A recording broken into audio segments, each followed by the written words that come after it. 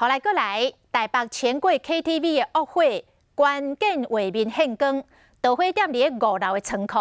讲火烧进前，整修电梯的工头有摕一个家私去仓库充电，2点钟后火就烧起来了。是毋是充电引发着火烧厝？要来查。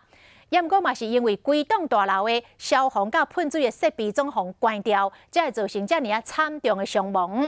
连续2天 ，KTV 的乡里、副理、甲包厢承办人，也阁有工头问过笔录了后，总互交保。但是到底是遮甲消防警报设备总关掉咧，也是无一个结论。钱柜林心店的5楼仓库已经大火啊！较无1分钟，强要烧去外口的时，这阵警报系统完全无运作。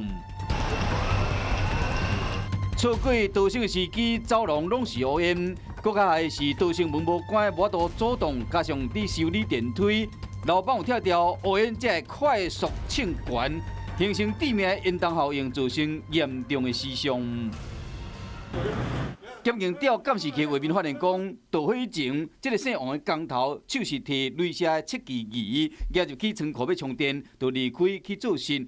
想不到差不多要2点钟后，仓库开始导火，火是愈烧愈猛，有可能是烧拍电引起的。不过关键是消防设备虽然消防栓的主管有开，不过控制盘开关是停，自动喷水系统关起来。火警受信总机音响关起来，无联动放送设备，排烟受信总机更加无定位，各楼层的排烟门嘛拢总无拍开。